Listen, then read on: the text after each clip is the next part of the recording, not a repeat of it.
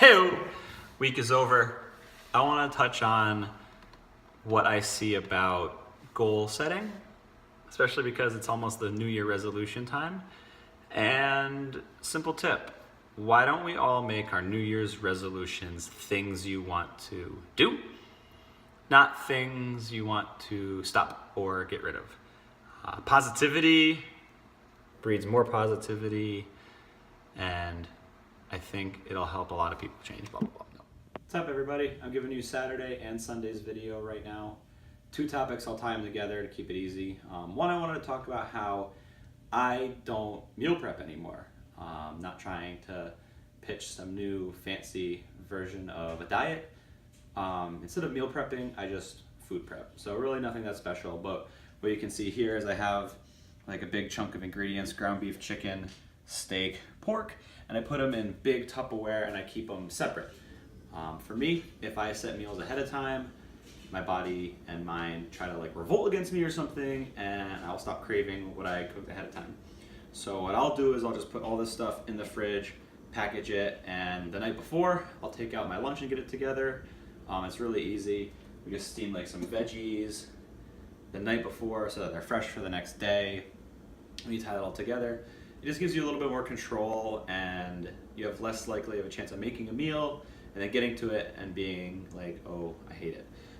The second thing I wanted to talk about is when you're on some sort of a nutrition plan and the person you live with has either a different goal or a completely different nutrition plan. So right now, Megan's eating lower carbs during the week than me. I'm not gonna sit here and try and prep two different crazy meals. So it's really as simple as the meals that I'm gonna eat a bunch of carbs, I cook up some extra rice and it's there for me. Now, from the physical aspect, that's really not that challenging. It's super easy to make different meals for people to have different amounts of protein, carbs, and fats. But from kind of a psychological standpoint, that's where people run into issues. So one thing that I've done to help things out a little bit is during the day, Megan's at work, I'm at work, or I'm here by myself, I'll eat the majority of my carbs. I'll eat the majority of my calories. That way when we come home at night and we have dinner together, we're almost eating the same portion size. And it might not be really important to some people, but I think to others, when you have somebody who's dieting down and someone else who's eating in a caloric surplus, either to gain weight or performance like I am, could drive the other person crazy seeing one person eating all that food and then the other one not. So two tips to help with nutrition. One, maybe not prep 20 meals ahead of time for the whole week and fill your fridge with a bunch of little containers. Maybe go out, buy some big containers, throw the food in that and prep it the night before. And then two, just little adjustments from one person to the other to make things seem a little more realistic for the meals that you do get to share together. Hope you all have a wonderful weekend, and go Pats. What's up, everybody? I did two observations tonight. Sunday I did two observations on nutrition. Tonight I'm going to do two observations on exercise. One thing I find that a lot of coaches do, I used to do it a bunch, is overcoach in the beginning. So say I have a new member in and I'm showing them bodyweight squats. I'm going to ask the person, do you know what a bodyweight squat is? Yes.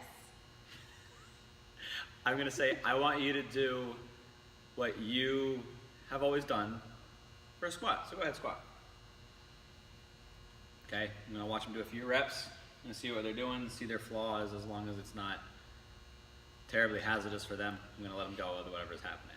Okay, at that point, I'm going to point out whether or not they need to change their feet, their knees, or give them cues then. I think a lot of times if we cue somebody before they move, we're overloading them instantly. They're going to do the movement pattern poorly. I think you should always let them start out with what is natural for them. Okay. The other thing I want to point out is when coaches say, we're going to squat, you need to have your feet shoulder width apart, toes straight forward, don't let your knees go over your toes. They have this like defined set of rules for a movement. What a lot of people don't realize is that people are very different. Shin length, femur length, torso length, it all affects how you move. So if someone has a really long torso and is trying to squat, they're obviously going to tip forward a little bit more than someone with a short torso. So I think that we can't lock ourselves in a box as coaches on how to move. Everyone's a little different. Coach everybody a little bit different. definitely not an original thought on me, but I'm stealing this. When people realize that the term personal trainer doesn't mean I'm personally training you, it means the people that you train are getting a personal experience based off of them. Have a great night. Boom. What's up, everybody? Observation coming at you tonight. More of a mentality kind of topic. If you're doing something to be better, make it because it's making yourself better, not to show others you're better. All right? So this ties into a more elaborate kind of schemes. If you're setting a weight loss goal because you want to make your ex jealous, or some of your friends are skinny and you want to be skinny too, or some of your friends have more muscle and you want to have more muscle than them, all right? Could be a great short startup. In the long run, it's not going to work out. You should be wanting to lose weight because you want to be healthier and live a better life. You want to get muscle because you want to be stronger and be healthier and live a better life. This can be set up for people's diet techniques. Okay, pick a diet because it's going to be better for you. Don't pick a diet because you want to be healthier than everybody else or doing something more advanced than everybody else. Health, workout, your job. Don't do a job because you think you need to make more money than the person that graduated with you or something like that. Okay, have your reasons be for your own health. Not just from a psychological standpoint, not because I think you're kind of an asshole if you do that, but it's going to affect your long-term goals, okay? When you're making other people your priority for doing something, that's going to run out eventually. If you make yourself the true reason why you're doing something, it's always going to last longer and push you farther.